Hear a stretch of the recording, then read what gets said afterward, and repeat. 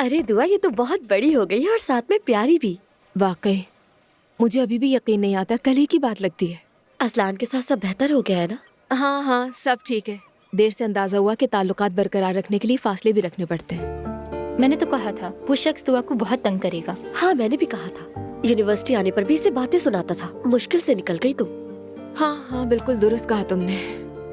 लेकिन बहुत बदल गया है अब, बल्कि जवीरिया का ख्याल भी रखता है। मतलब मुलाकात होती रहती है। हाँ बिल्कुल ऐसा ही है। तुम्हें घर तो फौरन नहीं जाना ना? वो हम थोड़ा और वक्त जवीरिया के साथ गुजारना चाहते हैं। नहीं, मैं थोड़ा और रुक सकती हूँ यहाँ। शारिक तो कुछ नहीं कहेगा ना? नहीं, वो कुछ नहीं कहेगा। चलो ठीक है फिर। मेरी बहन, तुमने तो आकर दिल ही खुश कर दिया। तुम्हारे बगैर तो दिल ही नहीं लग रहा था, यकीन करो। तो तुमने मुझे याद किया यानी? अरे कैसे ना करता, तुम तो इस घर की रौनक हो नायला। हाँ, बहुत शुक्रिया। तुम बताओ, तुमने क्या क्या किया? अरे क्या करना था, बस मरियम अम्मी के साथ मजार पर गया था, दुआ करनी थी, फिर वापस आ गया। नायला, मरियम अम्मी भी तुम्हारी वापसी से बहुत खुश हैं। अल्लाह कबूल फरमाए। आमीन आमीन।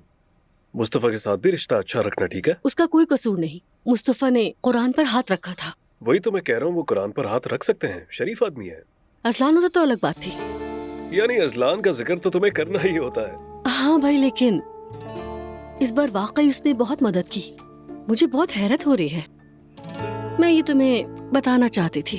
हाँ मुझे बताओ नायला, मैं सारी बातें अपने अंदर जज्ब कर लेता हूँ। गीबत का शौक नहीं है, तुम मुझे सब कुछ बताओ। ओ जुल्कर, पिछले कुछ दिनों में हमने क्या कुछ देखा है। अल्लाह हमें आजमाइशों में ना डाले, हर रोज कोई नया मसला।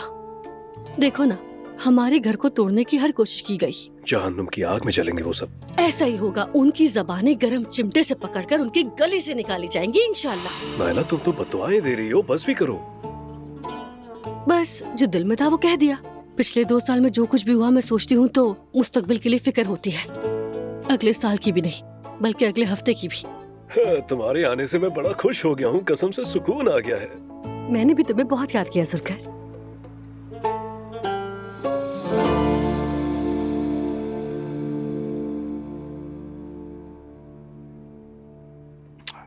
मरियम बेगम, तुम्हारा शुक्रिया। खाना बहुत अच्छा बनाया है तुमने।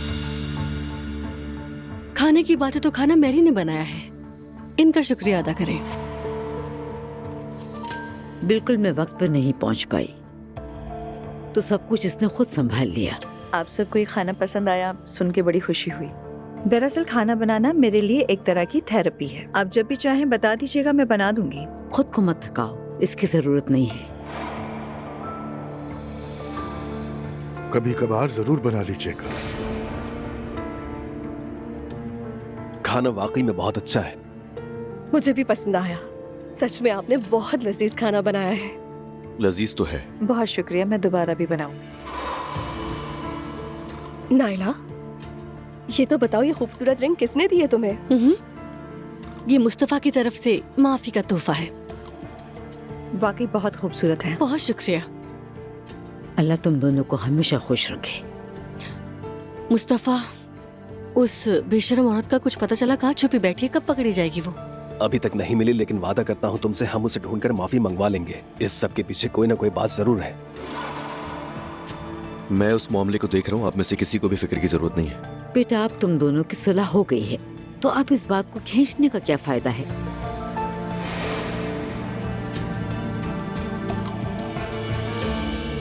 आज मैं दुआ करने के लिए गई थी तो वहाँ हलीमा आपा मिली। हलीमा साहिबा? जी हाँ। मैंने भी उनको काफी टाइम से नहीं देखा। वो होती कहाँ है? बचपन में मुझे उनसे बहुत डर लगता था, मुझ पर बहुत गुस्सा करती थी। क्या आप अपनी बहन से बात नहीं करती मरियम साहिबा? वो मेरी बहन नहीं, लेकिन बड़ी बहन जैसी हैं। हमारे कुछ इख्तलाफात हो गए थे। इख्तलाफ का मतलब शायद मॉडर्न लाइफ स्टाइल है ना?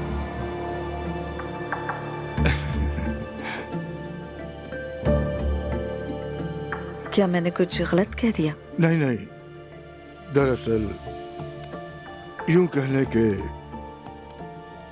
हमारी फैमिली हलीमा साहिबा की फैमिली के मुकाबले में ज्यादा मॉडर्न है। हाँ, समझ गई।